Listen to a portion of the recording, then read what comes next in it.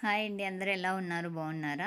ఇవాళ వీడియోలో వచ్చేసి నేను ఈ బ్లౌజ్కి డిజైన్ అనేది చేస్తున్నానండి. ఈ మోడల్కి వచ్చేసి మనం ఎంత మనీ తీసుకోవాలని చాలామందికి డౌట్ ఉంటుంది కదండి. అందరూ ఒకేలాగే మనీ తీసుకుంటే ఇవ్వరు కదండి. ఏరియాని బట్టి మనీ అనేది తీసుకోవాలి. నేను వచ్చేసి ఈ బ్లౌజ్కి ఈ డిజైన్ ఇలా పోట్లీ బటన్స్ తోటి డిజైన్ చేస్తున్నాను. దీనికి ఎంత మనీ తీసుకుంటాననేది నేను మధ్య మధ్యలో చెప్తుంటాను, టిప్స్ చెప్తూ దీని కాస్ట్ కూడా చెప్తాను నేను ఎంత తీసుకునేది అనేది. వీడియో స్కిప్ చేయకుండా చూడండి. వచ్చేసి పోట్లీ బటన్స్ నేను సేమ్ అన్నీ ఒకే సైజు ఉండేలాగా తీసుకొని ఇలా చుట్టి పెట్టుకున్నానండి. వీటిని కుట్టడానికి మనం డబల్ పాదంతో స్టిచ్ చేస్తే దీనిపైన పాదం వచ్చేసి మన బటన్ అనేది కొత్తినట్లు అవుతుంది కదా. అలా కాకుండా మనము సింగిల్ పాదం వేసుకోవాలండి. ఈ సింగిల్ పాదం వేసుకున్నప్పుడు నేను వచ్చేసి రైట్ సైడ్ పాదం ఉండేలాగా లెఫ్ట్ సైడ్ పాదం లేకుండా ఇలా సెట్ చేశాను.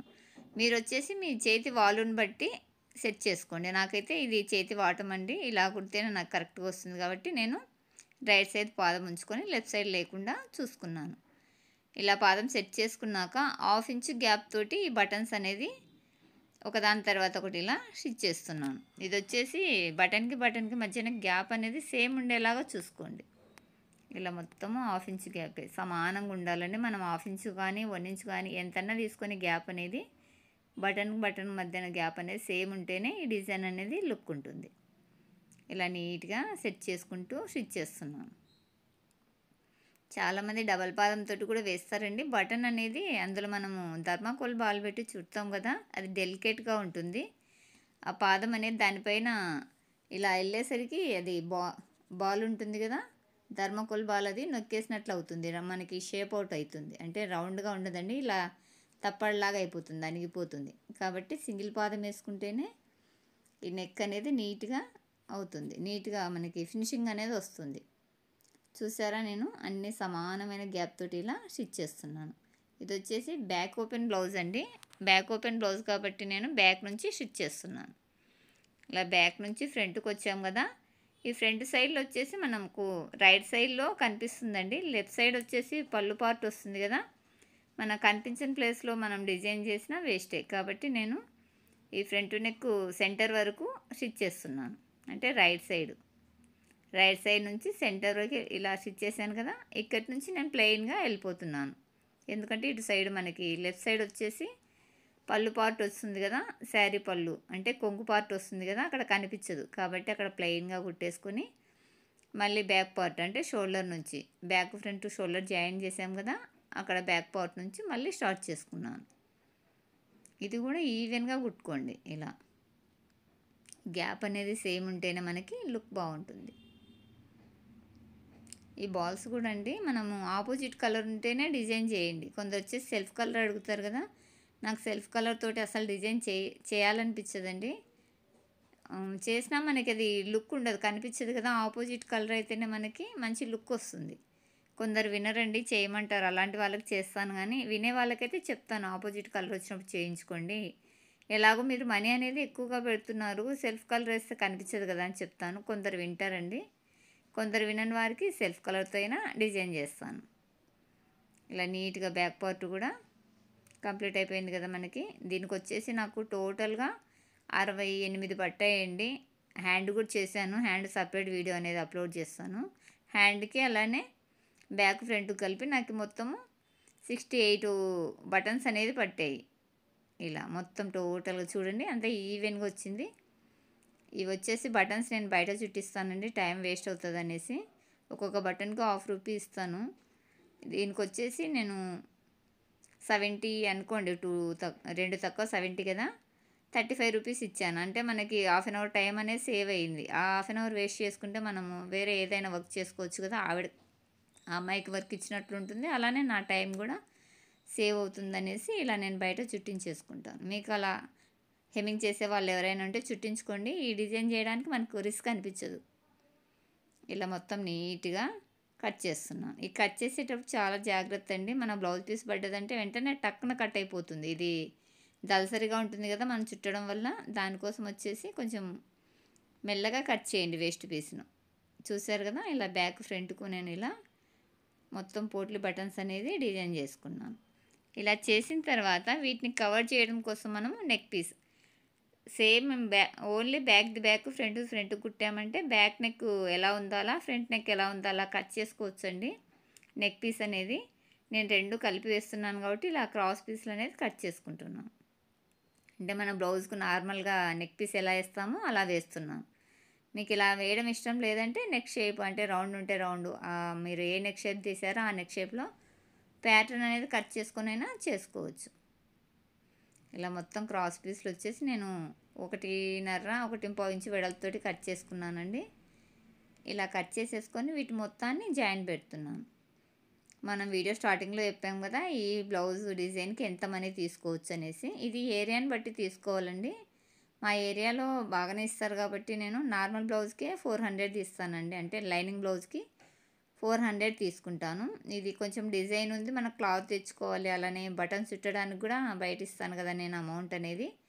అవన్నీ కవర్ కావాలంటే నేను 550 లేదా 600 తీసుకుంటానండి. ఇలా నేను 550 లేదా 600 అనేది తీసుకుంటాను. అంటే మనకి కష్టాన్ని బట్టి ఫలితం ఉంటుంది కదా! అందుకోసం వచ్చేసి దాదాపు 600 తీసుకుంటా అండి. 550 ఎవరో మరీ బార్గెయిన్ చేస్తే తీసుకుంటాను కానీ, లేదంటే 600 అనేది తీసుకుంటాను. 600 తీసుకున్నా మనకి 50 రూపీస్ అనేది వెళ్ళిపోతుందండి. ఇవి బటన్ చుట్టడానికి 50 రూపీస్, బటన్ చుట్టడానికి 30 రూపీస్, అలానే క్లాత్ వచ్చేసి 40 రూపీస్ ఉందండి. పావు మీటర్ వచ్చేసి మనకి పావు మీటర్ క్లాత్ కంపల్సరీ తెచ్చుకోవాల్సి వస్తుంది. అంత పట్టకపోయినా క్లాత్ అయితే అంతే కొనాల్సి వస్తుంది, తక్కువ ఇవ్వరు కదా! దానికోసం వచ్చేసి నేను 250 అంటే నార్మల్ బ్లౌజ్ 400 అయితే ఇది వచ్చేసి 600, 200 ఎక్స్ట్రా తీస్తున్నానండి.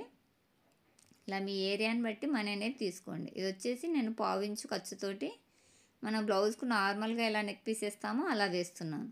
మీకు వేయడానికి ఇక్కడ ఈజీగానే కనిపిస్తుందండి, కానీ ఇది దళసరిగా ఉండడం వల్ల పాదం అనేది ముందుకు వెళ్తలేదండి. ఇది మనకి ఇది ఉంటుంది కదా సెటల్, ఇలా చేయితోటి ఇలా ఎత్తి పట్టుకొని కుడుతున్నా అండి. ఇలా కుడితేనే మనకి ఇది మిషన్ అనేది ముందుకు వెళ్తుంది, లేకుంటే అక్కడే మన ఇలా స్ట్రక్ అయిపోతుంది. కాబట్టి బటన్స్ ఉన్న చోట లైట్గా మిషన్ని ఇలా ఎత్తి పట్టుకోండి, ఈజీగా ముందుకే మూవ్ అవుతుంది మిషన్ అనేది. వీడియోలో చూసి చాలామంది ఇంత ఈజీ కదా, ఇంత మనీ ఎందుకు తీసుకుంటారంటారండి. ఇది మేము ఫాస్ట్ మోడ్లో పెట్టడం వల్ల మీకు అలా అనిపిస్తుంది, కానీ చాలానే టైం పడుతుందండి. నాకు ఇది వచ్చేసి డిజైన్ చేయడానికి బటన్స్ చుట్టించిన దగ్గర దగ్గర నాకు 1/2 అవర్ టైం అనేది వేస్ట్ అయిపోయింది. ఇలా ఈ టైంలో మేము మరొక బ్లౌజ్కు సగం వరకు కుట్టుకుంటాం కదా, అది ఆలోచన చేయరండి. డిజైనే కదా ఇంత మనీనా అంటారు, కానీ కష్టాన్ని చూసి మనీ అనేది ఇవ్వండి. టైలర్ని ఇబ్బంది పెట్టకండి. కస్టమర్ వచ్చేసి మీకు ఇక్కడ చూస్తే చాలా ఈజీగా ఉందని అనుకుంటారు, కానీ ఇక్కడ వర్క్ చేసే వాళ్ళకి తెలుస్తుందండి కష్టం అంటే. ఇక్కడ వచ్చేసి నేను నెక్ పీస్ అనేది సింగిల్లో జాయిన్ చేశానండి, అంటే సింగిల్ కుట్టేసాను, అందువల్ల విడిపోయింది. మీరు నెక్ పీసెస్ వేసుకునేటప్పుడు బిగినర్ అయితే చిన్న కుట్టు పెట్టి నెక్ పీస్ అనేది జాయిన్ చేసుకోండి, లేదంటే డబల్ స్టిచ్ వేసుకోండి.